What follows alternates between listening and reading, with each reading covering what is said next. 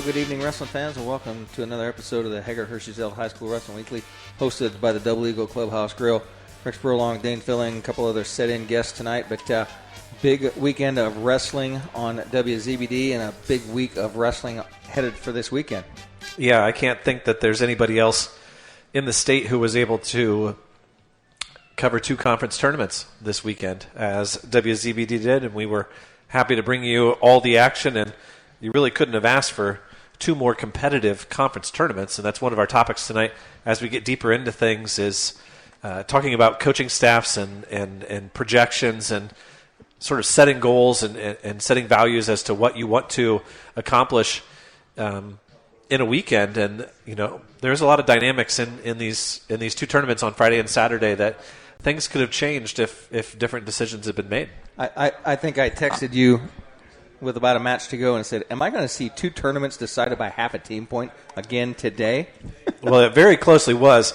The only thing that kept the NE8 from being half a team point was the fact that a young man from East Noble at 2:15, I think, found himself with the concussion and decided that he was going to forfeit to New Haven. That was one of the biggest moments of the tournament, to be real honest with you. When that comes through, I was talking to Sean Farrow at church today, and he said the same thing. He said their coaching staff just shook their head at East Noble, like, come on, can't you throw us a bone here? But we've seen that before in the sectional the last 10 years, where there's been a couple times. I can remember a very specific year where a young man from South Adams didn't continue in a match and ended up forfeiting out, and it benefited one of the teams that was in the team race and made the difference.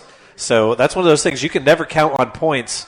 You can never count on another team losing a match until they actually step out on the mat, especially when you're talking about consolation round matches. You know, some guys just they lose that motivation. They have a goal. They're going to finish third or higher, and they get into the fifth place match, and all their motivation is gone. You know, I had that conversation with Blaine Culp on Saturday, and we were talking basically about the state tournament, and it's those guys that are really good, highly ranked, and they get beat in an early round, and their wrestleback rounds. That's when you tell your guys, look, that guy's suspect for a loss because they're not in it anymore. They've cashed out already. And that's the mindset you have to go into these things, and I think a lot of it just comes into the idea of coaches have to have their team prepared that they are going to seize every single possible point. When you're out there and you're winning an 18-2 Tech fall, that's a half point that you've lost.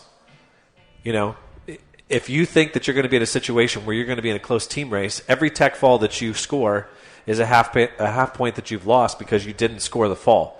And you really have to go for those. And obviously, no greater example than Friday night losing by half a point. Now, obviously, there are some situations where you work really, really hard at the end to get that Tech fall, but every single one of those opportunities is an opportunity to score points. And, the kids may not realize it because it is a somewhat complicated scoring system, but that Tech fall or that pin or that major in the first round at 9 a.m. in the morning counts the exact same number of points as it does at 3 o'clock in the afternoon when you're at 215 and 285. It just means more because people understand it at that point in time. But there were some great matches Friday night, and as we talked before we went on the air, that Friday night's ACAC is basically the sectional at Jay County, and you add in Norwell and Belmont, and you're talking about a Union City team that comes in that has a pretty good team this year. So I think sectional is just going to be kind of a dogfight. Yeah, it sure feels like it. We'll take a look at the ACAC and the NE8 coming up. We'll talk about potential seating situations. We'll talk about some potential weight changes from a couple of guys that will be in the lineup maybe this coming Saturday that weren't in it this past weekend. And we're also going to take a very up-close look at some of the middleweights in our sectional, specifically from 138 to 157. There's a lot of moving parts right now between the three county teams and some other teams from our area. Obviously, Easton Doster was back in the mix, and when you throw a state champion into the mix in the semi-state, it makes a big difference. Another big thing that came out this week was James Hartleroad, and his appeal was denied. He will not be wrestling for New Prairie no matter what this year. Is there some sort of situation where he comes back and ends up being eligible for DeKalb here this week? I can't imagine so. But, there's things like that happened in this last week. Once you get to tomorrow night's seating meeting, potentially, most things are set in stone. But a Hartle Road type situation could easily be where he's declared eligible. He goes in as unseeded. For DeKalb. And if you're unseeded, it doesn't matter. Once you get seeded, you have to go that way. But if they just decide that they don't know whether he's going to be eligible, I don't know. I don't know enough about the situation to know what's going to happen there.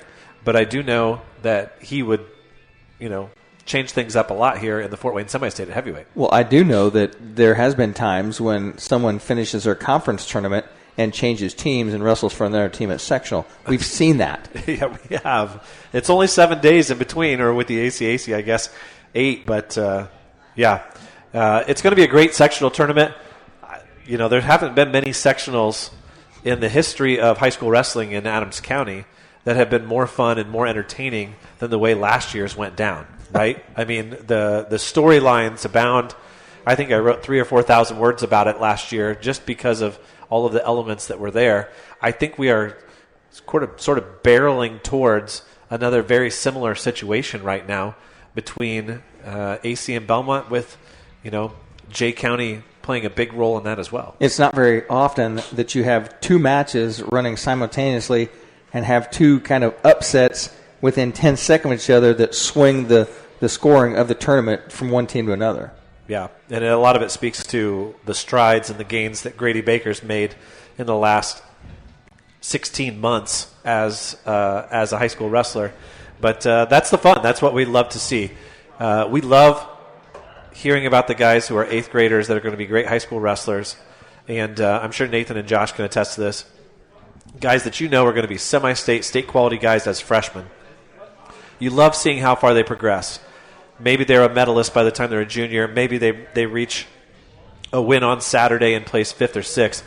But is there anything better than a guy who you don't know anything about? You've never heard this kid's name until November of his freshman year, and 2 years later, he's in the semi-state rankings. He's pushing for a spot, and you're like, where did this guy come from? Look at how much better he's got. It's kind of the stories that I'm here for. Well, I know that before we go to the break, I'll say that you texted me before the meet started and said, hey, we need to watch these Heritage kids too because, they're part of our advertisement. So watch out for that Litchfield kid. And we watched him, and I told Josh, I said, this kid is phenomenal. This is one of the best-looking freshmen at 175 I've seen in a long time. And, the guy looks like he's 23 years old, and he's a freshman. And he just dominated people. I mean, the matches weren't even close. But so we'll get to more of that. But let's send it back to studio. Steve Rouse run the board for us. He does on each Sunday night.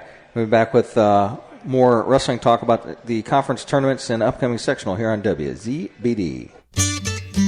The staff at Haggard, Hershey, and Zelt Funeral Home is honored to serve the community we love and live in. Locally owned and operated by Ryan Hershey and Eric Zelt, we understand that each family we serve and each life lived tells a unique story. Our goal is to offer comfort, care, and dignity to all who entrust their loved ones to our care. We are proud to call Adams County our home and look forward to serving you for generations to come. Shop local. It's a phrase we hear all the time, but for the staff and family at Package Liquors, it means something extra. Package, with locations in Decatur, Monroe, Berne, and Marple, is a local family-owned business that has been serving local communities for decades.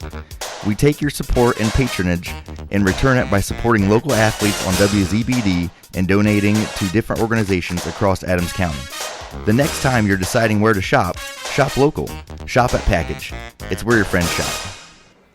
Welcome back once again to the Double Eagle Clubhouse Grill for another episode of the Hager Hershey Zelt High School Wrestling Weekly.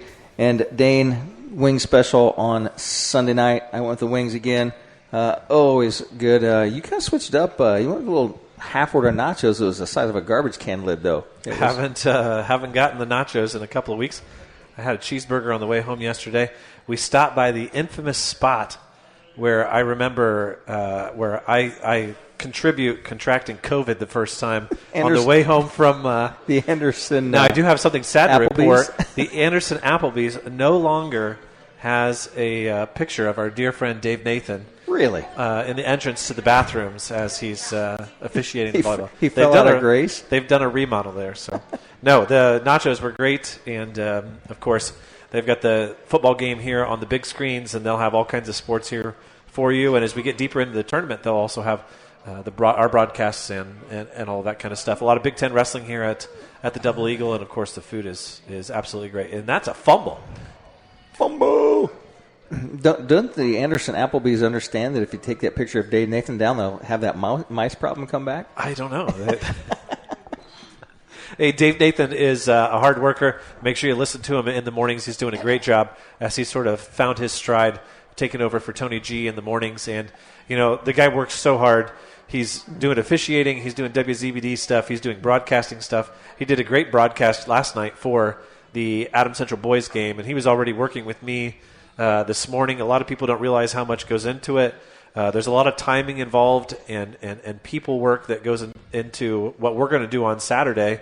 The three of us are just going to sit there and talk, but everybody back at the studio has to be timed exactly as to what's going to happen and to get all those ads in.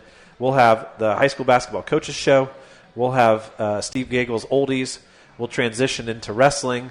We'll go directly into high school basketball when we're done. All of those things, all from our hardworking staff over at the studio. But, I listened to Dave's wrap-up from basketball, and I thought, yeah, Dave did a good job. He had the Looster on, the Lou Koenig show. The Lou is the glue that holds us all together. So, well, hey, let's run through the brackets from before we go any further. You do ACAC? Well, we're going to run through the girls' team state and take a look there real quick to make sure that everybody gets their due on what happened. That was not a fumble, by the way, apparently. I am not signed in. Where is their saved password? I thought that I was there. Jay County ends up finishing in third place at Fishers on Saturday. Unfortunately, I was unable to make it there. The tournament must have gone pretty smoothly because it was over by the time I left Franklin from the middle school tournament. Well, Eric Myers must understand that I think the girls were his good luck because when the girls left is when he lost by half a team point. Well, Maryville is your champion, 47-34, and of course we are honorary Maldonados, I believe. But I really appreciate their program. I really appreciate David and everybody that's involved in their program with the way they balance and handle the difference between the girls and the boys. They had a great team. They had a great showing at the individual state finals and a very deserved inaugural girls team state duels champion. They beat Franklin Central 47-34. Maryville had a 53-30 win over Jay County in the semis. Jay County beat Mooresville, my preseason number one, and a really, really strong team as far as depth goes. They won that match 47-36. They beat Lafayette Jeff 63-18, and in the third place match, they beat Franklin 45-27. So a couple of great dual meets there between Jay County and eventual champion Maryville. I'm just looking through and seeing how that one went. One of the big upsets there was Maryville was able to pick up wins with Cantu, Lawrence, and Lacey taking out Emily Maynor and Lena Lingo and Malia Parsons back to back there. So kudos to Maryville for winning it, and a big shout out to our good friend Gary Myers for organizing that. I cannot imagine a situation where those 16 teams and their coaches and the girls don't participate in that and then immediately want to build up their schedule for next year. Yeah, I mean, we've seen the boys' teams do it. I think the girls are going to follow suit and do the same thing. It's like put people into your schedule. Number one, you got to get enough girls for a full solid team to have a dual meet season and then lead up to a dual meet tournament. But then again, once you do get to that point, once you do have 9 or 10 weights filled, go for it. Go out and compete. Give those girls who are not going to advance out of the sectional, who have no shot of making it to state, give those girls something to, work towards and be involved in. Josh, you've seen it a ton in your career as a coach and as a spectator and now as a broadcaster. That there are dual meets where that's the one time where some of those kids get to shine, because otherwise they're the first kid out of the individual tournament and they're the ones sitting eating out of their cooler for the rest of the day. Yeah, and I think that's a huge point. For the girls to get some of the girls that aren't going to qualify for the state tournament individually, just like with the boys, you get them into a team environment where you're looking at a girl with a 500 record or less, and she's just as important as the girl that's going to get a fall in 20 seconds. You need them at that weight, making weight, and then contributing wrestling for 6 minutes. And it's always been, I can think of, just this year for the boys at Team State, that came evident in a lot of matches for Adams Central. Guys with records around 500 contributing, and I'm sure it was the same with girls. By the time I finally saw my wife sometime late Saturday, she goes, "Hey, that Josh guy, he talks really soft. You got to jack him up a little bit." I couldn't hear him very well, so I got him turned up tonight. So I think he did a great job on Friday. You guys were awesome, and I think everybody appreciated the coverage that you guys brought and sort of the awareness that you had as the final stages were going on about what the team score was and where everybody was. And we only have to be better in one person. Okay, true. Hey, let's talk about the ACAC here. Obviously, as we talked about earlier, Adams Central beats Jay County by half a point. Bluffton in third with 200 points. They eke out a win over South Adams by 4 points, and then Southern Wells fifth, Heritage sixth, and Woodland seventh. If we acknowledge, at least in part here, because we're going to talk about them later on, our individual champs. We got 5 minutes here to run through 14 champs. Corbin Lothridge over Brock Sprunger, your champion at 106. Griffin Byram at 113 is your champ over Max Adams. I listened to almost all of the finals from my hotel room in Franklin. Seems like you guys were really impressed with Byram. Yeah, he looks really tough on top. And last year I think he could have been a state qualifier. This year he looks like that's set in his mind that he's going to accomplish that. And that's a really strong class, too, because Miles Carr, I felt like, had a rough start to his season, but I feel like in the last 2 or 3 weeks, anytime you put him in a team setting where he has a chance to do something for the team, it adds to everything that he does. He's been really, really fiery in dual meets, and I feel like he's wrestling the best he has all season, and he ends up third in that weight class. That's one of the better third-place guys in that tournament, I would think. Correct. At 120, Levi Johns is your champion over Titus Loshi. Titus had a nice win in the semifinals over Silas Wenk that I saw. At 126, Dakota Sprunger is your champion for South Adams. Any comments on his match with Cale Beer? That was 8-1, it looks like. Yeah, he lost earlier in this year, 5-4. I know he wasn't happy with his performance. He comes back, and he looked just dominant, getting a tilt for 4 near fall and stuffing every takedown attempt Beer had. I'm sure Adams Central's got stuff on the drawing board that they're going to do, but Sprunger looked hungry, and he's peaking at the right time. And let's don't glaze over that 120-pound championship by Levi Johns. He blew through that weight class. I mean, falls in like 20 seconds. I mean, he looked in pure form. There was not even anybody made him break a sweat. Yeah, he's going to be fun to watch. We hope that he ends up wrestling on Saturday. How many times does he state qualifier? Down at state. Every year, right? Yeah. I think so.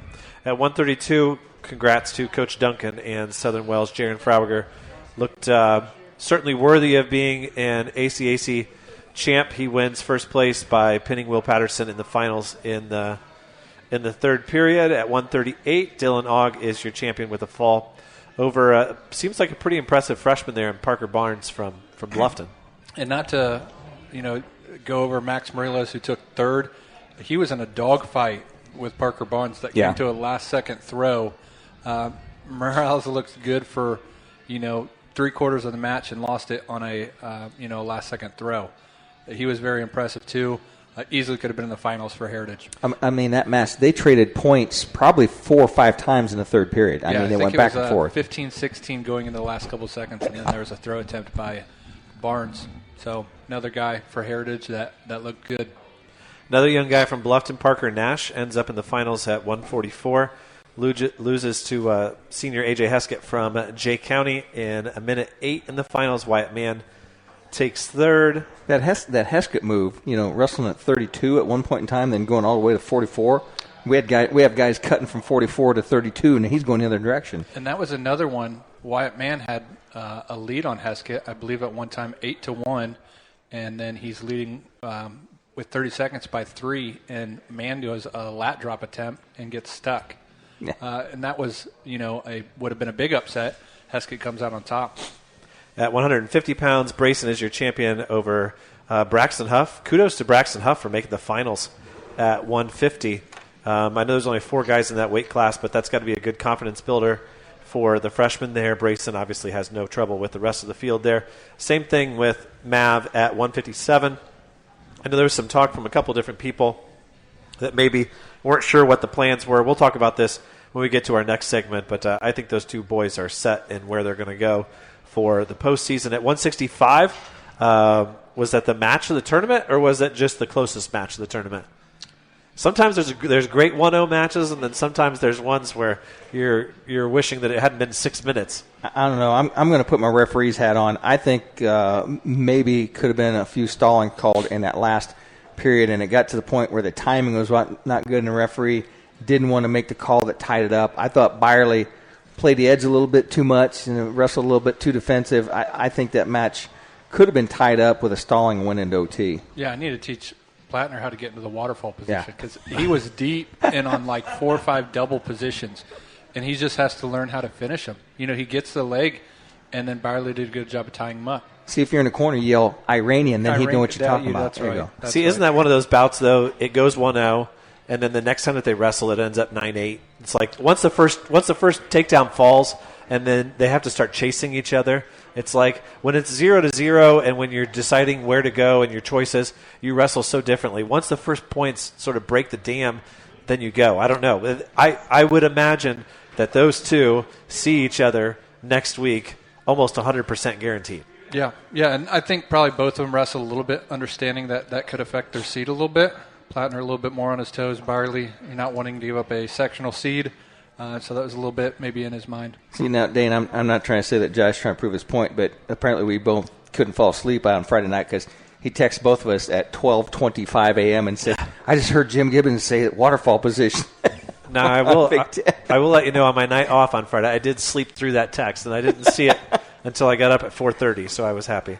At 175, Jax Litchfield, you guys already talked about, very impressive. We'll talk about him later on. What's the ceiling for him? What does the field look like at 175? But certainly you would think with the season that he's having as a freshman, he's looking like somebody who is going to break Heritage's drought of having a state qualifier, having a state placer eventually, whether it's this year, whether it's next year, whether it's senior year, whatever. I mean, he's obviously the real deal. Well, talking to the Heritage coach, I said, who are his 3 losses to? Because this kid looks impressive. They said he lost to a state qualifier from last year that bumped up from 165 to 175. But then his 2 other losses were to guys that West Somerset has beat, one guy from Northrop and a guy from Huntington North. And he looked like he had Wes's number 100% on Friday night. At 20-3 was the final. And I told Nathan, I said, I found that out Friday night. I said, man, I wish I would have told Wes that. He might have been a little bit more confident going into that match. You beat 2 of the guys that have beat Litchfield. But Litchfield looked really good on Friday night. We talk about guys that come in as freshmen to start wrestling upper weight classes. I have to go against upperclassmen. I mean, he didn't look like he had any problem at all. Yeah, you get those freshmen towards the postseason. Manley, I think about that match against Carroll. He's just putting his toe on the line and scrapping for 6 minutes. And some of these seniors and juniors need to unrealize these freshmen don't have a whole lot to lose. They still have another 3 years. Yep. So, and if you catch them in the right, if they're in the right mindset and ready to go, they're going to be awfully dangerous. At 190, then I thought it was an interesting dynamic. I'd love to go back and listen to it again on how you guys called it, because you guys said that AJ Myers picking up the extra bonus point on a major decision might be the difference in the tournament for Jay County. I think looking back on it now, Jay County probably should have been going for the fall there, because they had very few options left when it came down to what the final team score was going to be. But we've seen that from Max Nussbaum all year long.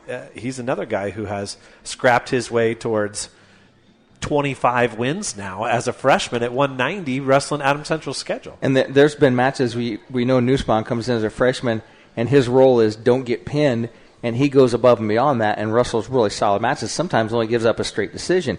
So Nussbaum's another one of those kids that's a freshman, wrestling in the upper weights, that has really been a positive thing for Tony this year. Yeah, and he upsets Tavin Freeze from Bluffton, who is a semi-state ranked guy, to get to the finals. He had the hardest road to get there, and he fights hard. And then the last two weights, obviously, it's kind of a debate as to who is your wrestler of the tournament or your most valuable wrestler for Adams Central. Is it the fall by Ethan Funk that wins them the conference title, or is it the loss by Gavin Rumpel against what everybody thought was kind of a superior opponent at 285? You need all kinds to come together and win you that title. I said something to Josh about why did Boots get the number one seed. I didn't think Boots looked as strong as some of the other people in that field because Funk really didn't have any problem with him. Funk took him down a couple of times and turned him with a tilt and some other stuff. And then, he was considerably ahead of him when he got the fall. Yeah. Yeah, and, you asked who gets the match of the night. It always comes back. I'm a huge fan of Gavin Rumpel. Tell City, he comes up big, gives the team a boost in a scrappy match, and then he holds number 8 ranked Alan Ortiz to a 4-3 decision. I wouldn't, if I was betting, I'm not betting on that. Or it could have been 4-1, I'm not sure. Yeah, but, now you get Gavin Rumpel, and I told Rex on Friday, you give him a little confidence. It comes down to a takedown now. You let him linger around too long against a high-quality opponent. Rumpel showed that he can hang with the best of them. I will still say that I don't know if there will be a better bout that we call all year long than Gavin Rumpel's match against Tell City at Team State. He has been fun to watch from the very beginning of the year, and a kid who's never out of it and has the right attitude going into it. And he's somebody who's going to be awfully dangerous in that Grady Baker mold and fashion as last year. Nothing to lose, not expecting to do anything great, still has another year left, and is athletic and can do some things that some heavyweights can't. Yeah. Yeah, and he gives you all he can for 6 minutes, which is big at heavyweight. It means you're not getting pinned. Well, we got a chance to look through the ACAC and the girls' team state. When we come back from this next break, we will take a look very quickly at the NE8 and then turn our focus to talking about sort of coaching from a tournament scoring perspective. But it all comes back to us here right after this message. Renowned around the Midwest for his skills and his creative abilities, Nate Bowers and the team at Bowers Paint Studio in Decatur work with a wide range of clients, from collision repair to custom paint jobs for classic cars and motorcycles. Located on Monroe Street on the west side of Decatur, Bowers is your place for body work too, whether it's getting your ride back on the road or finally getting that classic car, the paint job you've always wanted.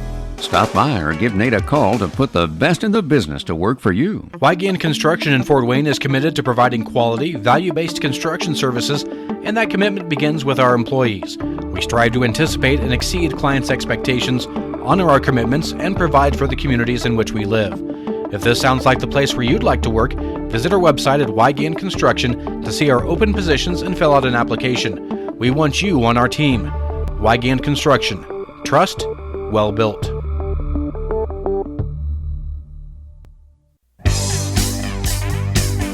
Welcome back once again to the Hager Hershey Elf High School Wrestling Weekly, hosted by the Double Eagle Clubhouse Grill. Our same usual people are here. Your mom and dad, the Palacioses. Got Nathan Wynn coming in. Josh's wife. We'll talk about the X-Man here in just a couple of minutes, and we're excited to I'm a big X-Man fan. Discuss his accomplishments this weekend. But let's run through the NE8 just like we did there for the ACAC. I had some conversations with some people down in Franklin who wanted to talk about Giuliano Campo. And they all had the same conversation, like, can we just have her wrestle Reed Wicker here each of the next 3 weekends, and best out of 3 gets the semi-state title, because everybody seems to think that it's those two. And there's some split opinions on where she's going to fall. Obviously, everybody else in the bracket at 106 in the NE8 had double-digit losses, so it's not like she was wrestling anybody that may be potential Friday night opponent, but she still looked awfully impressive. I don't know. She was hammering people. I don't know if people realize, she's going to end up being a 4-time sectional, 4-time regional champion, almost 100% guaranteed. The list of that kind of people in our area in the last 100 years is very short. Very short. It's not a far-fetched idea that if they get on opposite side of brackets, that she and Heather Krall could meet in the state finals. Yeah, and Heather Krall won her in a final match. Won her match pretty convincingly at 106 in the tournament. We'll talk about that because they're in the same conference as Union City in a little bit. At 113 pounds, Keelan Fuller is your champ at 113 over Houston Smith of Huntington North. At 120, Timmy Rocha from New Haven takes out Ben Mills of Belmont in the finals. I thought for Mills that was a good tournament to reach the finals, but from what we've seen from Rocha this year, he's a little bit above where Mills has been. Well, before we go through all the weight classes, I'm going to tell you that New Haven team is solid top to bottom. They don't have a lot of gaps anywhere. I mean, you're going to talk about the guys that end up winning this tournament, and is it a big surprise that New Haven beat Belmont for the NE8? No, not in my book. I mean, going into that, you look at their lineup, it's like, yeah, they and they were down 2 guys. Yeah, they dominated. Because they win at 126. They had a kid that didn't make weight, I think. With Sean Harris, obviously he's head above everybody else in that weight class. At 132, Klauser makes the finals for them. He's another senior on that team. Drew Walden, I was really excited for him. I know the DeKalb program has been through a lot of ups and downs in the last couple of years. I was really excited to see Drew Walden's name in the bracket and wrestling on track wrestling because we haven't seen his name a lot for them. And he's a kid who really deserves another shot here in his senior season. At 138, Henry comes through and pins in the finals and scores some big points. That was a pretty deep weight class with Sawyer Toish ended up getting third there. At 144, Tholner back up for New Haven. He was down at 138 before. That's a kid I would have to think a future medalist for New Haven. Yeah, I don't know where they have him ranked in the state, but I'll tell you what, he was impressive on Saturday. Yeah, he's a talented freshman. He beats Tanner Ellis in the finals by 46 seconds. At 150, Doster's back. He pins Sam Wolpert in the first period there and takes his conference title. At 157, Cody Cox was your winner over Amstutz of New Haven. At 165, Gavin, I watched that match the first time it happened at the NE8 duels, and I think Biddle took Davis down in the first period on kind of a scramble, and then Davis kind of took it to him from there, but just going off the top of my head, if I remember right, it was like a 10-1 or a 12-2 type match. Looks like he had a lot more on him this time, and I think Gavin's healthy and excited about where he's going this season, and I do think that he's the favorite to win the semi-state this year. A healthy Gavin Davis is going to be so hard to beat. I mean, you said you saw the match where he took the Crown Point kid down twice in 30 seconds, and then the sickness hit him, and like Joe Rubel told me, and it's like somebody just pulled the plug. And he went down. So a great job there by Gavin, who still has just that one loss to the young man from, I think it was Center Grove, now that I think of it. Yeah, Center Grove. At 165. At 175, Dallas Plattner beats Dominic Dunn, 12-4 for the conference title for East Noble. And then our man, the X-Man, 100 wins on his career on Saturday, and he wins a third consecutive conference title. And I need to look it up because somewhere I have that list of 4-time conference champions, but there aren't many of them in Belmont history, and there probably aren't many of them who have wrestled as high of a weight as what Xavier has. And, he just continues to roll. I look at that 35-2 record, and I think to the 2 matches that he's lost, and I remember 2 takedowns. The match that he, one of those matches has already been avenged this year, that he's already split with. So his top 10 ranking in the state is well-deserved, and I think he's gained a lot of respect around the state for the way he's wrestled at the Al Smith the last couple of years. What put him over the top was that I gifted him a High School Wrestling Weekly shirt on Tuesday night at the Carroll match, and I had his dad stick it in his pocket for him and said, when he gets home, give him this. And I think the young all man, he needed. He was happy as a lark, and that's what put him over the top and let him blow through that conference tournament so easily. Are larks historically happy? Yes. I happy as a lark. That's a phrase. I don't know where it came from. I didn't invent it. That's the happiest bird that there is? Yeah. Okay. At 215, Brady Long was your champion. Kind of a dark horse, I think, in the area at 215. It wasn't exactly a deep weight class, but you look at his record, and I even looked him up on Saturday morning when I was looking at the brackets because the seating meeting, of course, wasn't until Friday night. He comes through, wins by major in the finals. Ryan Fawbush had one of the biggest moments of his career, coming off of one of the biggest moments of his career, right, with the fall for third place. Have you seen that kid from DeKalb? He's a monster. I do remember him now that I He's think of it. huge. He looks like. I think guy's like 6'3", 6'4", and he's a statue. I never seen a kid so far this season, but he's a big kid. And then Fowbush is matching the Consos. He's getting beat pretty good by Chin, and he gets a headlock locked up from his feet, and he can't throw it over. Steps behind to get to trip, and they went from here to here. It was a big boom crash, and he hangs on for the fall for third place. And he that's a good comeback for Ryan. Yeah, and you did a great job calling that match too, because I was listening to it with a bunch of other people down at Franklin, and it's funny to see a bunch of people watching a middle school match, and all of a sudden people get up out of their seats and start clapping, and a bunch of people looked around and, what is going on with you people? Oh, they're all just listening to wrestling on YouTube. And then at 285, is the sky the limit for Kuhlman for you guys? Do you think that he's potential? I know you guys really didn't get a chance to see the other two top guys at 285. You weren't at the Al Smith. I'm thinking for one of them. But, is he a potential dark horse for a state title? He's really good. Yeah, he's really good. Despite how this match went with Grady Baker, I'm still buying stock in Grady Baker as the postseason goes along. Grady's looked good the last handful of weeks. So despite losing by fall to Kuhlman, I'm still investing in stock in Grady Baker. Well, I'm looking at the state rankings, right? And you've got Crown Point and Brownsburg's heavyweights as number 1 and number 2. You've got Zimborski, who came over from Tennessee. He's a 2-time state champ. You've got Forrester in there. But we saw Caleb Evans, right? Yeah. From Homestead, wrestle Rumpel. And I'm looking at Evans. He lost 2-1 to Forrester earlier in the year at Team State. And Hazlitt from Lowell, the freshman, is ranked number 5. And Trevi Hillman Conley from Peru is ranked number 6. And Kaufman from Warsaw is 7. I saw Grady Baker wrestle number 6 and number 7. And I've seen him wrestle number 3.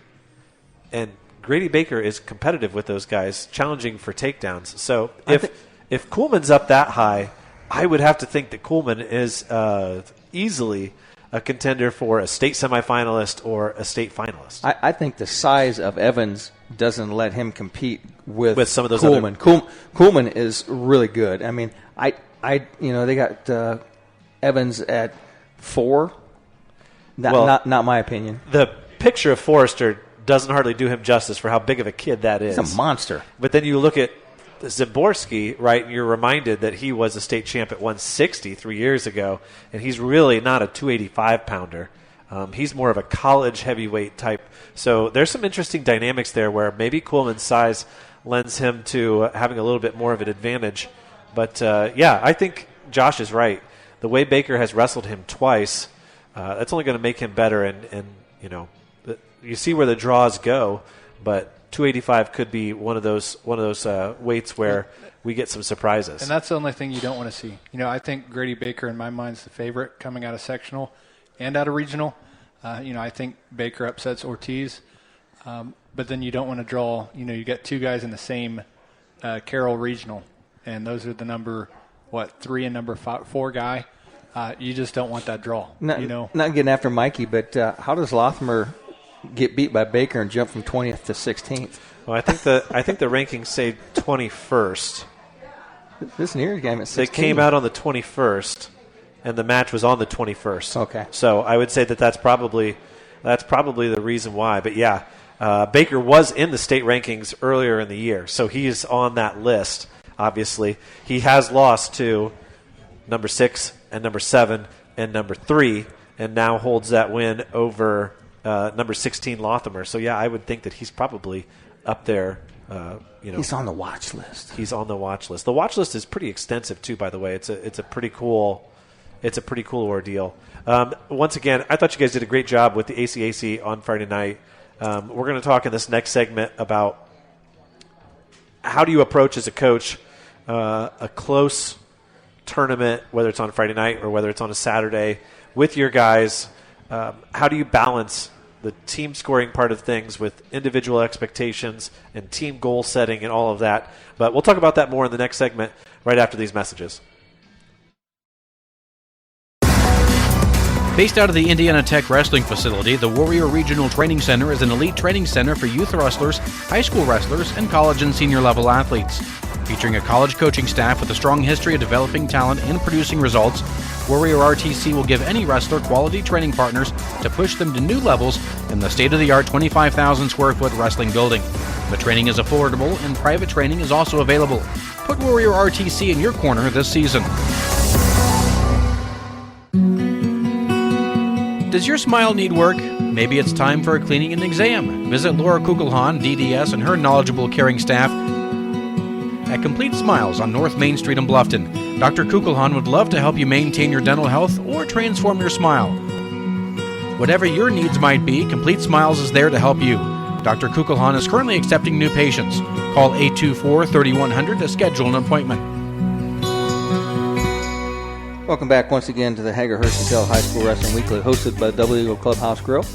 As we make it to our next segment, you did send me the list, Dane, but I haven't looked to see what we're even going to talk about anymore. Well, we kind of changed it up earlier than what I had planned, but that's okay because we got a chance to talk about each individual conference champion, and that's really where our bread and butter is as far as our listenership, and we definitely want to give a shout-out. Too often, we really get caught up, and I've been saying this for years, we get too caught up in what happens at the end of February, and we forget to just take in what happens in January.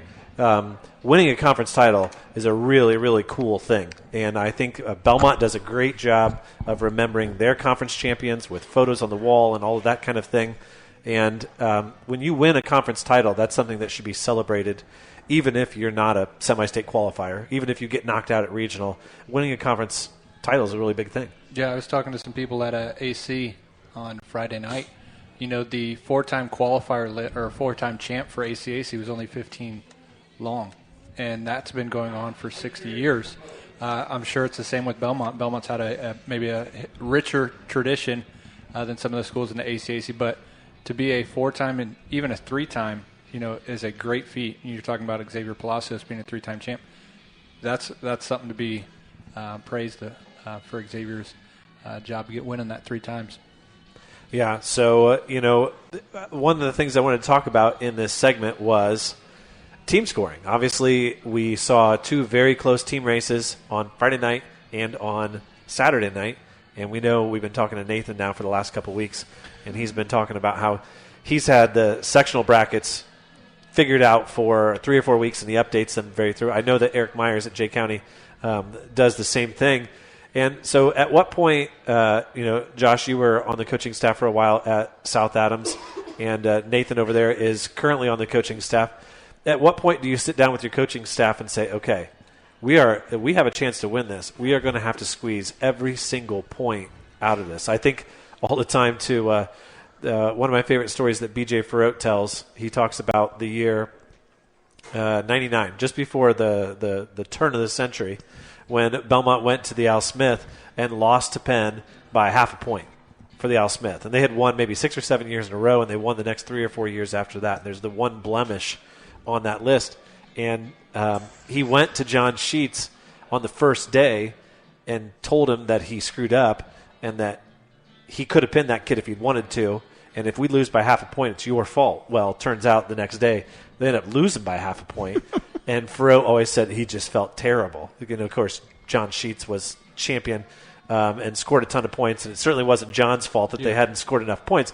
But I guess to my point, as a coaching staff, how do you approach talking to your kids about the importance of wrestling for every point, but also trying to balance their own individual expectations and the repercussions of wrestling a guy who's going to be in your sectional for seeding and all of those types of things? We talked about it earlier. Did Grady Baker go out thinking that he was going to have to pin his guy at 285? The answer is no. The coach has never told him that, and technically he really didn't need to pin him, at least when he was going out there. But how do coaches handle that? Is it different by coaching staff, and sort of what's the strategy? Yeah, I kind of think back to my years coaching. You want to, your higher-end level wrestlers, you want to kind of put them out there to get the match over. Earlier in the season, they say, let's wrestle 6 minutes. But once you get into conference and sectional, let's get on and off the mat as quick as we can. Because the freshmen from Belmont, the freshmen from whatever school, the sophomore, you let this match linger a little bit. They get a little confidence. You don't want to lose at this time of the season. Your season will be done. So when you step on the mat, let's get on, let's get off, let's wrestle hard. Now the lower end kids, the 500, you want them to give their best effort all through it. And you do that from top to bottom on your team, you're probably competing for a sectional title or a conference title. But it's kind of a balance of who do you put the pressure on. But you want your dominant wrestlers to go out there and dominate and take care of business and advance the next week. The other kids, you're maybe just worried about, hey, let's get a match, let's keep going, and let's just move on to regional. Let's move on to getting a good seat at sectional. Those are not the kids you maybe want to put the pressure on. A win's a win. Ultimately, the farther you keep advancing, a win's a win. You move on from regional to semi-state to state. The team scorecard kind of dwindles down a little bit, and so you just focus on wins. Well, we all know that the sectional is usually won not by your championship match. It's where those guys come back into consos and score bonus points. So you look at your draws and you see a kid and it's like, this kid's got 1 or 2 losses and the guy I got wrestling has got 10 losses. You pretty much know that guy's going to lose that match. And what's his goal? In the consos, he's got to come back and win a couple of matches and get falls or bonus points every possible time he can. We've seen Adams Central win sectionals before just because they had better draws and they had more rat tails and they had more conso points built up. And I mean, that's where you make the hay. And just something to touch on for we'll probably touch on in the weeks to come. The fifth place match, 5th and 6th, for some of these small schools, that makes a difference as far as bidding for a team state tournament. You might be done for the season. Don't hang it up here, that 5th, 6th match, winning that being a alternate for the regional. And we've seen it happen where kids get put in the next week. And you never know drawing into a different sectional if it's weak at that weight class. Well, it's such a unique part of the IHSAA tournament series because thankfully that's the only place where we do 5th and 6th place, right? We remember back to the wild year or two where we decided to wrestle for 5th place at regional, which was absolutely ridiculous. But I think it does speak to the value that the IHSAA places on making sure that the most complete team wins the sectional title. And I think it's hard for some coaches maybe who aren't in programs that have the most success historically, but to place that importance on winning a sectional title is a really big deal and should be every good wrestling team's goal over the course of the season. How can we work to a point where we're going to be competitive for that sectional title? Now, there's some bad teams who know that they're never going to win a sectional title unless they get their team better.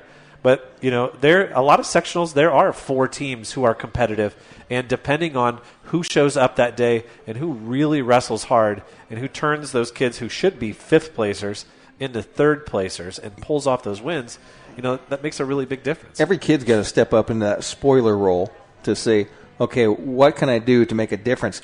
You could be on that team that's in 5th place and you come up and you get a consolation match and you beat a guy on a team that's in that 1st and 2nd place race. That's huge. Yeah, and I don't want to spoil it for the next segment, but you look at, the seating. I probably have South Adams as qualifying 10 to regional, Belmont and Adams Central around the 12 mark. When you get pins in that first period, that's huge. That's, you pin all the way to the finals. That's replacing one of those guys. If you only qualify 10, but you get pins from a lot of your guys, that replaces those 2 qualifiers that you didn't get. And so that'll be huge for the teams. Just to get pins all the way through, and then when you're in the finals, wrestle tough, and if you can get a pin, you get a pin. Well, let's be honest. All 3 Adams County schools had weights this weekend where they didn't score a point. Yeah. And, for Jay County, you're talking about them. That's been one of their advantages. And honestly, it's been an advantage that they've had for a long time because they've had a deeper roster than most of the other programs in that sectional. And Belmont this weekend had to overcome against the race against New Haven. They didn't score any points at 132 pounds. Adams Central somehow won and beat Jay County despite the fact that they scored 0 points at 144. Well, I think there's some injuries on a couple of these teams that are going to make a difference because, at the conference tournament, you decide if these guys are coming back. And we heard a couple of guys at the ACAC tournament that they're saying, they're done for the year. We're not getting back. And a couple of those guys are big point scorers. Eric says his 50-pounder. I mean, he thinks if his starting 50 pounds in there, he scores more points than the other guy did, and that's the match for him right there. But you can't predict injuries, can you? And the other guy was a finalist for Jay County. He did his job, but you're getting bonus points earlier on in the tournament, where that maybe that backup didn't. And Adams Central, it could have been a little bit broader if they had maybe a different 75-pounder. Xander Schwartz did a good job, but when it comes down to a tight race like that, your guys that are getting pins or, winning those early matches by falls or not, getting to the finals is huge. Schwartz is like a 50-pounder, isn't he? Yeah. He was wrestling at 4 weight classes up. Well, I think what we saw this weekend was 4 teams who really do value winning a conference title in Adams Central and Jay County and Belmont and New Haven. I think back to those years when, there was, what was the year where Jay County bumped Gavin Hare up to 285, even though he was a state qualifier or a state placer maybe even that year at 215. And they did it solely because by their math, they thought that the way that the brackets would turn out, they would be able to get one more pin with their guys flip-flopped than if they had it the other way. And those 2 points were enough where they were going to change their whole lineup. Those are the kinds of things that you want to see coaching staffs do because when you go to a tournament and no one cares or you don't care about what the team score is, you don't get the most out of your kids. Yeah, I agree. And the sectional race is going to be tight. Belmont might be the favorite in my mind, but Jay County is going to be tough. They clean up a little bit of their wrestling. Adams Central is going to be tough too. We don't know what weights guys are going or where they're going to adjust, but they've shown that they can win a team title against another team that was very competitive in the sectional field. So when you look at that comparison there between Eric Himmelgarn and Gavin Hare, you talk about 2 different heavyweights from year to year.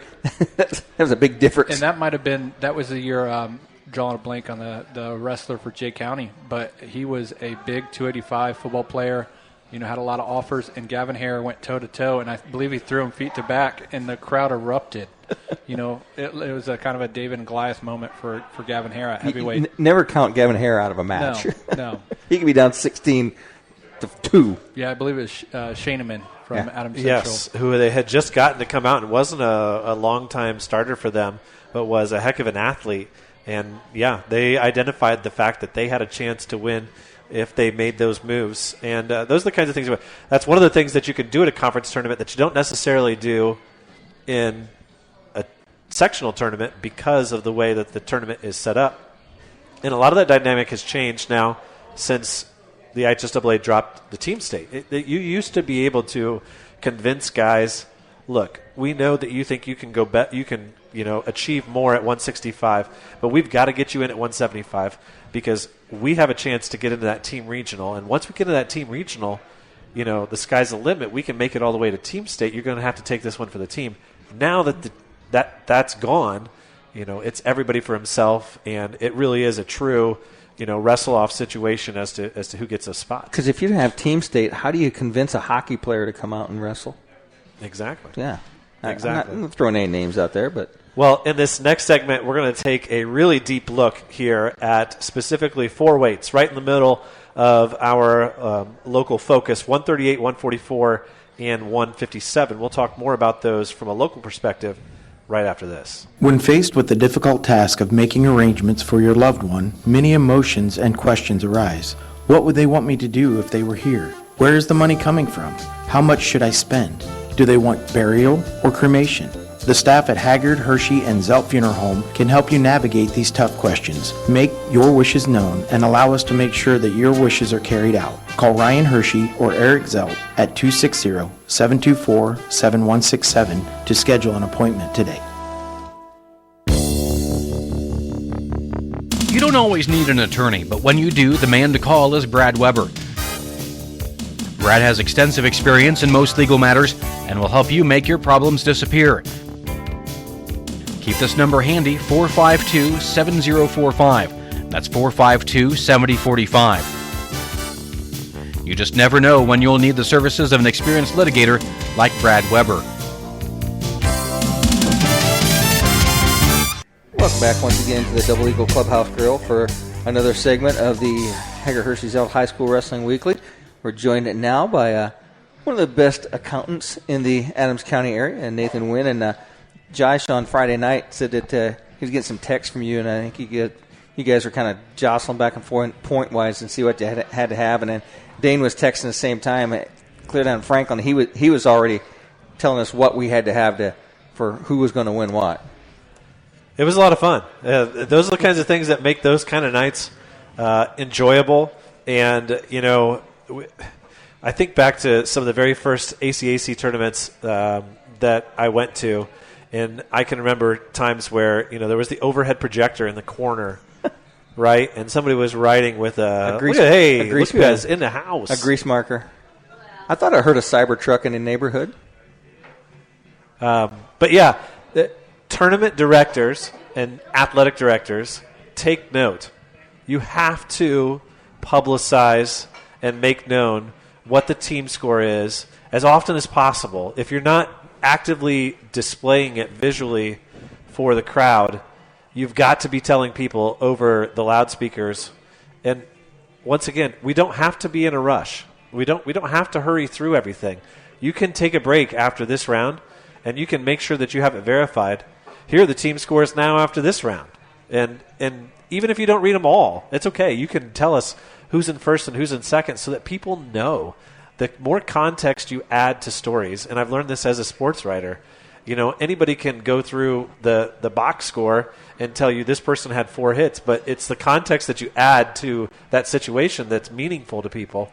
And if you don't do that at a wrestling tournament, people just don't know. My dad was at Columbia City on Saturday, and he was texting me. He knew what the score was as to how many points were left. You know why? Because they had it projected up on a wall. Perfect. They went high tech. Instead of the grease pencil with the overhead projector that you have to write backwards on, but they had that one wall, but right above where the big turkey's always at, on that big wall up there. They had projected up there all day long, and everybody knew exactly what it was because I could see that the lady from Columbus City that always runs all their stuff, Pat's right hand person, was right down here, and whatever was on her laptop was what was on the board up there. Perfect. Well, we're going to use this segment to talk about 4 specific weights right in the middle of things, and we're blessed in our corner of the state to have some really talented boys at these weights. We're going to start at 138.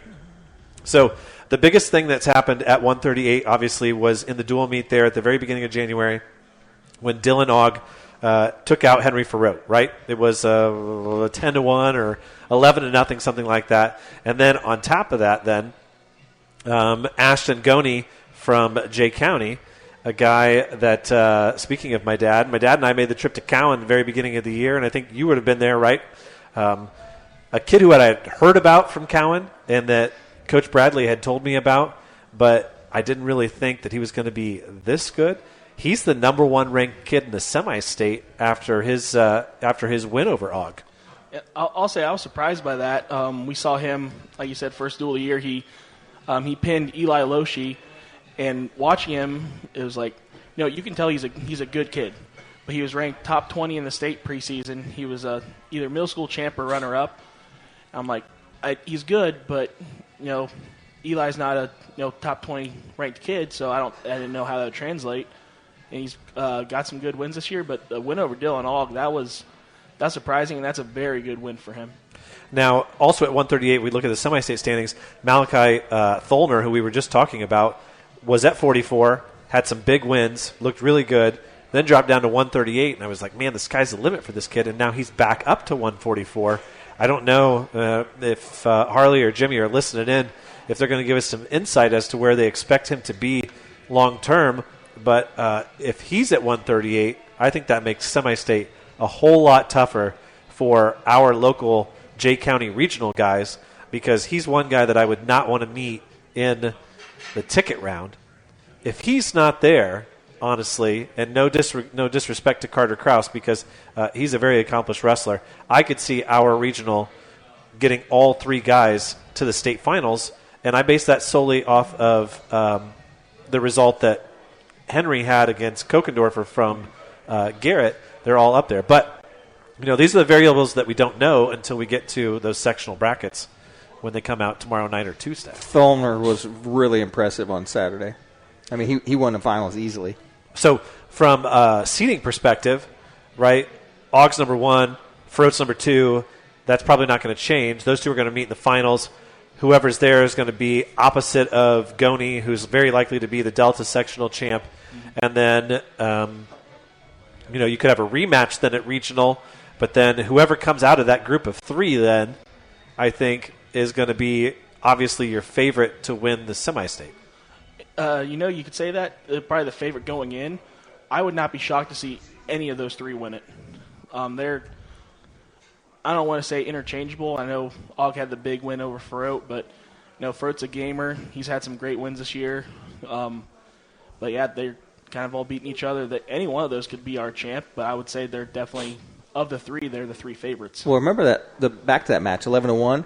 Henry was in on some really good takedowns. They got in some scrambles, and he lost a couple of takedowns in some scrambles. There's 6 points right there. I mean, and those were matches that were really close. In the AC match, Wolpert's the same way against Sorgen. I mean, he was in on some really tough matches, tough points, and gives up a takedown in the last 10 seconds, and it's like 11-7. People say that match wasn't close. Well, it was. Yeah.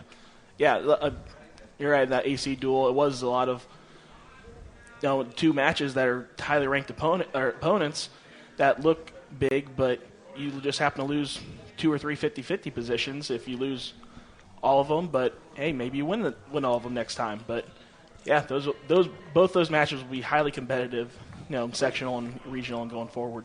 Now, do you envision any situation where, because of Adam Central's forfeit at 144, where Og goes back up, or do you think he's set for 138? I think Og is pretty set at 138. He's a big 138 pounder. I thought he was going to be there going into the season based on him going wrestling. I think that at IPO, but 138. He's already proven he can be the number one guy. Win our semi-state at 138. I'm not saying he can at 144, but I don't want to say tougher competition, but there's guys with more past credentials at 144. Versus 138, where he's already shown that he can beat those top guys at 138. Yeah, you got a couple of state qualifiers there at 144 with Hagewood and with Carter Fielden, and both of those are ranked behind Wyatt Hops. But it's interesting for Adam Central. I don't know if they have a backup that they can. Obviously, if they would have had a backup, they would have put him in on Friday, and they wouldn't have had to worry about Jay County because they would have scored 8-10 more points. But they don't physically have anybody who's eligible to wrestle at either of those weights. And so for Og, I think the natural choice is probably 138. Yep. Mm-hmm. So at 144, then, with Shorjan back up to 150, tell us a little bit about what you have as far as the seating at 144. 144 is very interesting. So right now I have it as Heskett, Nash, Mann, Benning, Franzi. But it's interesting. So Mann, Benning, and Franzi have a triangle where Franzi beat Mann. Mann's 2-0 against Benning. Benning's 2-0 against Franzi. Mm-hmm. So that's going to come down to winning percentage. Now, do they just have the coaches arm wrestle for that, or how does that work? I hope not, because I think I'm the one who's going to have to do that. And you and Tim, you don't think you could take him? No. You're going to start working curls right now. Some curls. No, he's still got that Big Ten forearm strength probably, so I wouldn't be looking too good there. I'd probably just, we'll be the 5. I'll just opt out for that one. But, yeah, that one's interesting. And then, Heskett, it was a very interesting choice for him to go from 32 to 44, but as of right now, he's the 1 seed at 144. He doesn't have many head-to-heads outside of Wyatt and Parker Nash, but now he's 34-2 going into sectional with 2 wins over guys in the field. Well, his decision makes sense. Look at 38. Why would you want to go from 32 to 38? Mm-hmm. If you're going to go up, go to 44. 44 does not have the quality studs in it that 38 does. Oh, yeah, absolutely. Now, we're laughing about the seating meeting at 144 and who's going to jockey for what. I think 144 is going to be one of those positions where most of the coaches involved aren't going to care too much about what the seeds are, because when it comes down to it, they know that Hops is the class of the field locally. Okay, so what do we need to do? We need to avoid 4th place. Mm-hmm. It doesn't matter what our seed is or what the bracket looks like. We're going to want to finish in the top 3. And if we don't think we're top 3, then why are we arguing for a seed in the first place? I would think Belmont's coaches think that Franzi's capable of finishing in 3rd place. I would think that South Adams coaches think that they're capable of finishing in the top 3rd. I think there's a lot of guys in that bracket who just want to go out and wrestle it. And no matter how many different variations of the bracket you find, I do think you'll end up with the top 3 guys coming through. We've seen Franzi multiple times this year give up 2 takedowns in the first period and take top in the second period and pin a guy in a cradle and dominate. And it's like, don't count some of those guys out, because they have their strengths and they have their matches. Some matches they look like world beaters, and other matches they don't. Yeah, I think that's the case for everyone, the top 5 guys in this weight class. I mean, how many times do you get to the Jay County sectional and you're like, just looking at it, I think the 5th seed guy has just as much chance to win as the 1 seed. I mean, these guys, well, they've already beaten each other, and they've shown they can wrestle with each other. Like Heskett pinned Wyatt Mann, but Wyatt was up 8-1, 8-2 late in the third period. So I wouldn't be shocked to see any of those top 5 seeds win. And never underestimate the pressure and the ability of a guy whose career is on the line. And I think we've seen from Will Franzi in the past, he's an experienced guy. He's wrestled in these high-stakes situations. He hasn't necessarily had big success in the state tournament, but I almost think that counts as a positive for him. He has not experienced the regional and the semi-state like he would have wanted to as being a 3, or I think this will be a 4th time wrestling in the state tournament. He gets out there in that consolation semifinal match against some sophomore or some kid who thinks, well, next year I'll do better. That could be a big determiner in success for a guy like Franzi. Oh yeah, for sure. There's a certain urgency there with your seniors. You see it every single year, and you see it starting in the off season. They think it's their last year, all the way to sectional, regional, which this could be your last match ever, and that definitely does play a factor into it. So move us up to 150 then with who you have seated where. That's where we figure Brayson Shorgen to be for Adams Central, Sam Wolpert for Belmont. At 150, I'm trying to remember who was our other finalist there. It was Braxton made it for South Adams. What do you have there as far as seeds? I got Shortkin, Wolpert, Dryban, and Huff.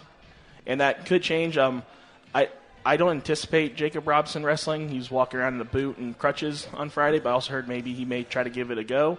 That would change things. And if that's an option, I hope he's able to. I hate seeing a senior, go out that way. But if he's not able to, that definitely helps, Braxton Huff for us. He beat the Jay County kid semifinals at conference, got him to a conference championship match, and now looking at a 4 seed and maybe a regional berth. And now, of course, at 150, I think there are probably a lot of 150s holding their breath, thinking maybe Easton Doster doesn't wrestle. Maybe that doesn't heal as well. I don't think there's any chance. I had a conversation with his parents, and they said he had a very slight hairline fracture on the end of this bone before he gets to his wrist and the one in his wrist, and they knew all along. And his mother basically went and told the doctor, here's how it's going to go, Doc. You're going to take that cast off on this day, and we're going to do this on this day. And the guy says, it might have a little pain to it, but he's not going to do anything to it. They said he had his arm locked up, and a guy his arm was in there, and the guy stiffened up, and he said it just kind of turned his wrist funny. It wasn't really a big break. They just kind of put it to stabilize it for a couple weeks, and he's back in, and he looked so smooth on Saturday that there's no doubt in my mind that he's wrestling. The guys at New Haven, when I was talking to them at the girls' regional, said that if Easton ever comes back and coaches at New Haven, they'll never send him to North Montgomery. They said he'll never. He has bad luck because that's where he broke his ankle or his foot or whatever it was. Was that a year ago or 2 years ago? I'm trying to think. He suffered either 2 or 3 broken bones at that tournament. They're never going to send him back there. So there is one more potential wrinkle as far as our semi-state at 150. I'm not 100% sure where Carter Fielding's going to end up. He wrestled the Garrett Invite at 150 pounds. And, I've seen a lot of guys that's kind of like your warm-up for trying a new weight class before maybe changing in sectional. Did not wrestle at the NECC, so his weight class could be up in the air because he lost to Hops and Haywood at 144. So maybe he was waiting to see where Doster was at. Maybe he was coming back, but Fielding possibly could still be up in the air for what weight he's going. Yeah, and that's the risk you run because all of those sectional seating meetings are kind of at the same time, and it's not like you can have a plant in one of the meetings to know where they go. And the IHSAA rightly holds you to your word. Once you enter at this weight and you're seated, you can't look at the other brackets and then decide to go somewhere else. Of course, there's always the option, the nuclear option of not seating your guy at any weight and then looking at the brackets and then deciding. But that's a bold move to go into a tournament with elimination rounds and not have a seat at all. You look at 57. What are you guys doing with Isaiah Meyer? I mean, he didn't wrestle Friday night.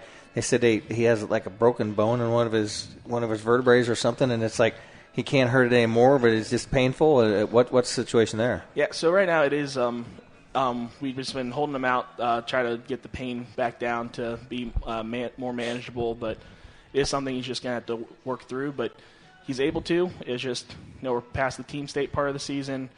We're just getting him ready for trying to make a state run, and he'll be ready to go.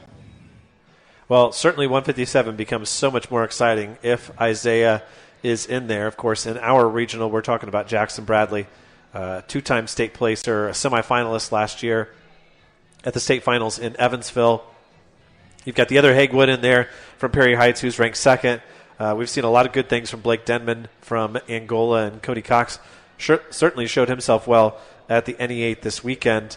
Who do you have as the 3 and the 4 there at 157?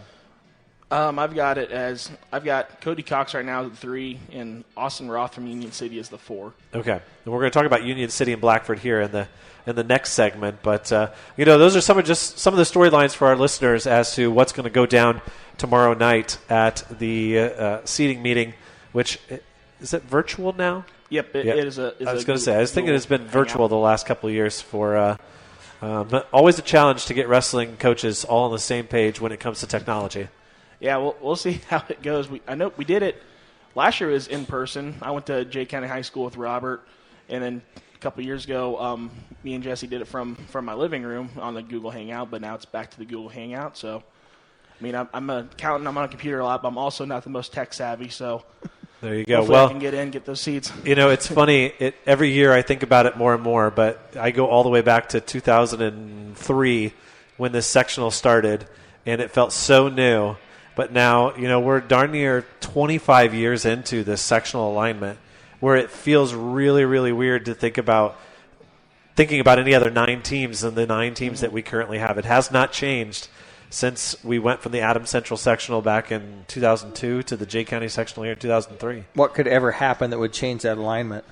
Well, a wholesale change throughout the whole state, I think, is about the only thing. The only other thing that has been tossed about is tossing Union City over to the Delta sectional side of things and, not changing much with ours. I do think that from a Union City perspective, I think their program would have more success and score more points in the Delta sectional, but I don't think it would necessarily do anything to our sectional, so it doesn't really make much of a difference to me. But we'll take a real quick look, because I know a lot of people don't spend a whole lot of time looking at the TEC like yours truly does. But we'll talk about Union City and Blackford here after these messages.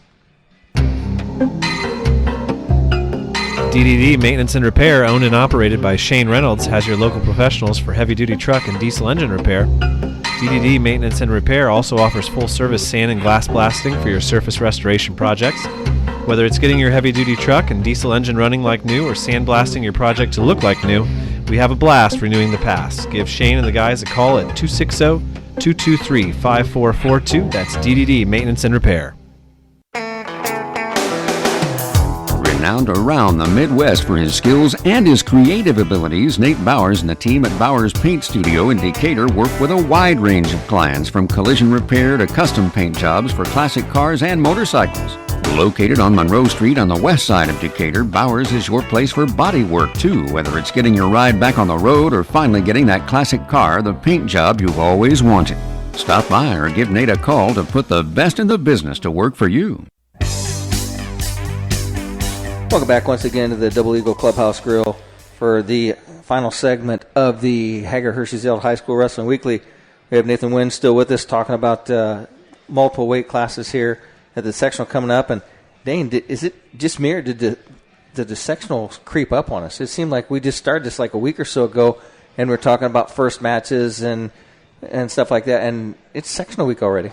Well, the addition of the girls' side of things has certainly changed the dynamic of what you get used to. There used to be a time where, especially back in the days, not even talking about Coaches Association Team State, but even back when Team State was before Christmas, where the time period from after the Al Smith until the conference tournament was kind of slow, but certainly it's almost doubled for us at WZBD. But boy, we sure are excited to bring you all the action. We were the only media outlet that was there covering the NE8 tournament on Saturday, and of course we'll be the only media outlet in the state who is covering from sectional to regional to semi-state and to the state finals, and we certainly appreciate our role in doing that with the IHSAA. It's nice to have Robert and Jason look at us like, you guys do whatever you want. When we get to the girls' tournament, you put that table wherever you want. You guys have whatever you want. I did certainly appreciate that. It cost me 2 T-shirts, so. Okay, now, well, that's true. Now, I did want to take a look at Union City and Blackford, just as a matter of principle. Now, I will tell you that according to what I've seen on Indiana Mat, and I could not find the Blackford, their conference tournament on track wrestling in any sense. It is very hard to find any Blackford results. I've looked high and low. Based on what I've seen, Blackford has not won a dual meet this year. So that's what we can essentially expect from them. Now, I also saw a set of results that only had 3 guys in their lineup at one point in the year. So for the most part, we're going to consider Blackford to kind of be a non-competitor in this sectional. But I will say, and maybe people will laugh at me by the time we get to Saturday, and I'll be completely wrong, I do think this is one of the most solid Union City teams that we've seen in a long time. And that's funny because Daniels is not wrestling this year. And that's a kid who was a state placer for them last year. And you would think with losing him that they wouldn't be nearly as solid. But the reason that I say that is I think they're going to have a varsity lineup with either 12 or 13 guys in it. And that's something that they haven't done for a long time. So their 106-pounder has 20 wins. Their 113-pounder made it to the finals, and he's got 22 wins. He lost to Olivia Krull from Northeastern. By the way, I heard a couple people this weekend, there was a couple girls who were wrestling in the middle school tournament, and they were talking about girls wrestling boys. And, well, there's still two girls wrestling with the boys. And I stopped those people in their tracks. Actually, there's 4. Yeah. And they deserve the credit that they're getting. Not only are Juliana and Heather still wrestling the boys, but Heather's sister Olivia is still wrestling for Northeastern, and Rose Kaplan from West Lafayette decided for. We talked to her last year a little bit at Rochester. She did a good interview with us last year, but she's also still wrestling with the boys, and she was a semi-state qualifier last year at 120 pounds, I think, somewhere along those lines. So well, the girls in the state tournament, for the girls' state tournament, were really happy she decided to do that because she would have blew through the girls' state tournament and won that easily. Agreed. So the young man from Union City, like I said, Jose Angel Perez at 113 pounds, defeated, I should say, I think I said it wrong earlier, defeated Olivia Krull in the finals. And so their 13-pounder is pretty decent at 22-7. Olivia Krull, obviously a very accomplished wrestler, and so that's of note to us as Jay County sectional fans. At 120, Connor Klein is 7-3. Not so decent records at 126 and 132, but at 138, a young man that we have seen in the sectional before is Gavin Elmore, and he's 22-9. And he's another guy that's not going to be a slouch. He's not going to be 45-second fall for some of those 138s that we were talking about earlier. Yeah, a lot of the names you mentioned have been guys that you'll notice they've been in the lineup for a couple of years. You know, you finally get sectional and you may not hear as much about Union City. They come in, guys with 15 to 20 wins. It's Gavin Elmore, I swear, has been there for 7 years every time I see a bracket. So he's a talented wrestler, and maybe does throw a wrench into some 138 plans. Now, I think another weight where they're going to be awfully competitive for a regional spot is going to be 157. And Austin Roth is there. Roth is 23-5, and if I remember right, he's got 3 losses to Evan Duncan from Winchester, who could be one of the favorites probably to win our regional. He's, I think, 1 loss. I don't know if I'd flip over to my other thing as to where they have him ranked in the semi-state. They've got Meyer 3rd, Cox 4th, and Duncan 10th. Okay, but he was a semi-state qualifier for Winchester last year, and if we've learned anything, a lot of times those, once you've made it to semi-state one year, you've gained that confidence and that you get that taste of it. You don't want to let it go. So, that's another set of guys from our area who are going to be challenging for, a ticket round spot at 157. Yeah. That I know you say Austin Roth. I remember he wrestled Nathan Plattner, I think, in the is either around to go to regional or the 5th, 6th race match. That is a big kid. He was a 150 last year, but he was walking around. I'm like, I don't know how that wasn't a 57-pounder out there, but he's a big kid. He's talented, and like you said, he's going to be tough out in our sectional and maybe in our regional. Now, I have to mention this just because I don't know how many in the building know this about me, but Austin Roth has a special spot in my heart because he pinned James Bond over the weekend. Now, how many people have ever pinned James Bond? Did you ever pin James Bond? It might be one. There were some supermodels that did, I think. Austin Roth in the semifinal pinned James Bond from Tri-High 3 minutes and 3 seconds. How about that? When they call his name, do they say Bond? James Bond. I hope that they do. I need to see the film, maybe as defensive fall, because that's probably the only way you can explain that. I would think so. At 175, Union City's guy is 13 and 14. But at 190, there's another Xavier in the mix. Xavier Hill from Union City is 24 and 7. So there's another guy that's going to be in the mix and certainly competitive for a spot for regionals. They do have a forfeit at 215, Union City does. And then at 285, always kind of the wild card for some of these smaller schools, because every once in a while one of these smaller schools comes out. Like, where did they pick up this guy from? There's been some of those guys from Blackford and Union City in the last 21 or 22 years. Blackford does that all the time. I don't know if you remember Elijah Justice. Yep, that's the name that I was going to say. Pin Jim West. There's no way he wasn't cutting to 285. That kid, he was 6'5", just big kid. They had a sectional champion that pinned Andre Hughes a couple years ago also. But they just, it's like you'll see. Thornburg. Yeah, you see a lot of forfeits, and then just this massive heavyweight that's got 30 wins. So I think I found my favorite name of the weekend. There's always been a bunch of Zare boys wrestled for like Woodland around there. Leo Zealand Zare. Zealand Zare, and there's a kid in East Nome next to me. I said, I wonder what his middle name is. It's got to be a Z, triple Z. At 285, then Union City's Keegan Cooper is 16 and 8. So, I don't know how much of a role Union City will play, but I do think that there are some decent guys in there.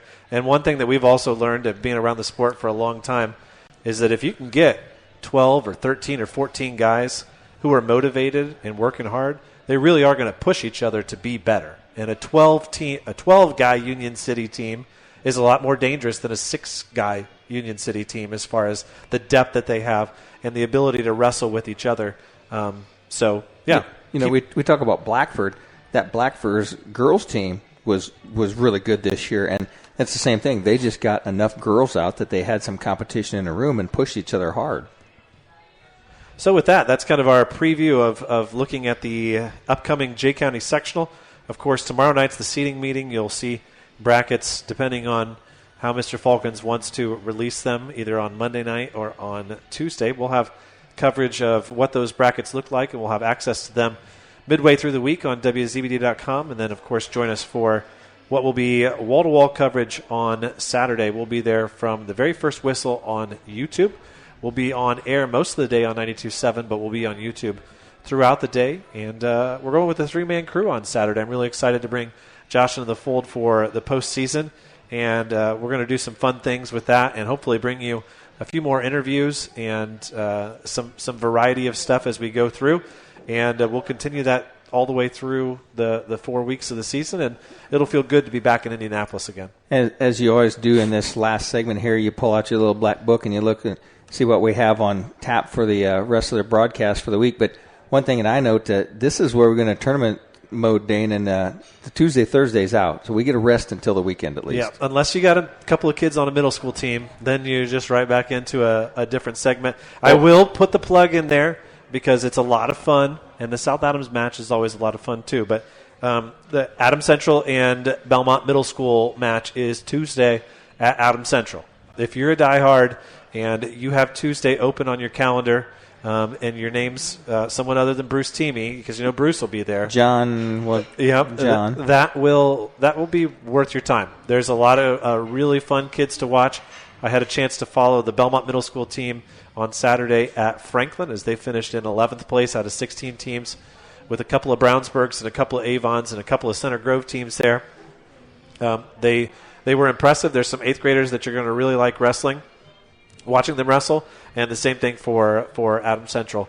Nate Bauer's son is an Cruz is an 8th grader. Owen Shane is a really quality kid from Adams Central, and you got a couple of Farote boys from Belmont, and Oliver and Charlie. But overall, it's a lot of fun to see these kids who are trying to emulate their high school counterparts and be a part of the program and be a part of the system and be a part of wrestling in Adams County, and they kind of all put it out there on the mat on Tuesday night in the SAC. As we start to wind down wrestling, we're looking ahead. They just had the girls sectional draw on WZBD from the HSAA network, and there's some really good girls basketball teams in this area that we're going to. I know you asked me, hey, we might have to do some YouTube broadcasts. I don't want to talk about it. I don't want to talk about it. We were getting texted all night already about it. We are going to run into, I hope it's a good thing, a good problem that we have, but we are going to have to make some decisions if we end up with some postseason basketball games past sectional as to how we're going to feather that in with our wrestling coverage, because for the last couple of years we've had sort of carte blanche, to use a French term, on what we can do on the radio, and we certainly don't want to infringe upon a big postseason run from the girls. But we'll make it work, and we'll be able to bring it all to you.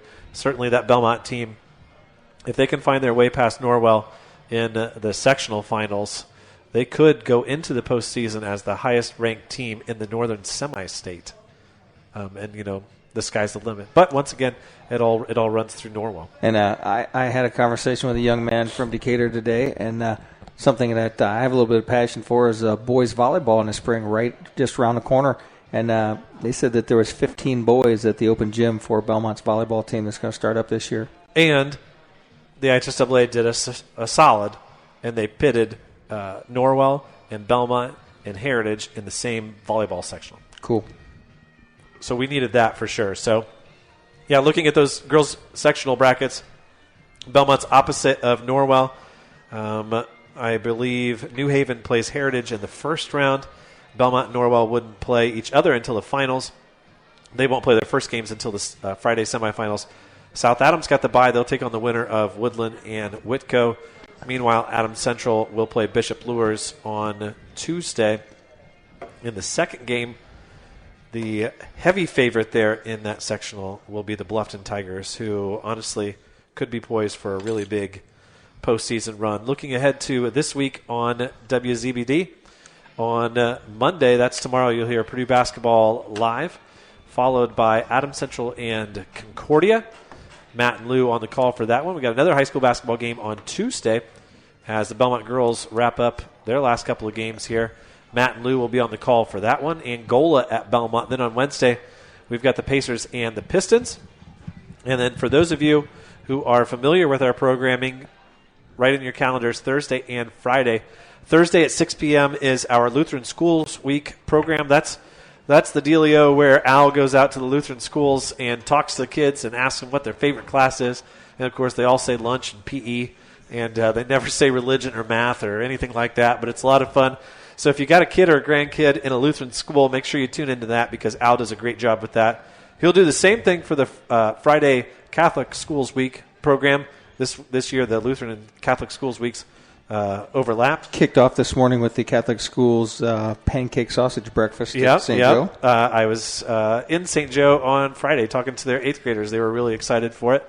And then on Friday night, we got one of the most classic broadcasts that we bring to you all year, and that is another edition of IU and Purdue in college basketball. And that'll be a great game for you. Make sure that you tune in for the broadcast for that. Saturday morning, then the Basketball Coaches Show with Matt Conversay at the West End Restaurant. We will have wrestling sectional for you. The best coverage of any high school wrestling sectional in the state of Indiana on our YouTube channel and on 92.7 FM. And we'll wrap up Saturday in our weekend with Belmont and Leo in boys basketball with Mike Mackey and Lou Koning on the call. And then join us next week on Sunday for our show, High School Wrestling Weekly. We will talk to several coaches from the Delta sectional as we get ready for that Jay County Regional. So, Dane, it's still a month out, but I heard a big commercial the other day where Steven and Frank are talking. Feb 27, first episode of the late winter radio auction. It is coming. Get yourselves geared up. Get your phone lines ready, and be ready for some great deals. Can I get me some of them West Ends? Yeah, that's my favorite line right there. How many can I get? With that, we'd like to thank all of our sponsors. I'd like to thank Steve Rouse for running the board and putting up with all of our shenanigans on Sunday nights. And tune in on later on this week for all of our action. Yeah, and don't forget to say thank you to two of our biggest supporters. That is Lenny Razzo and Mr. Brad Weber, both of them supporting what we do here on WZBD. We've gotten to that time of the season where everybody really gets excited about who's going to go far and who's going to make it.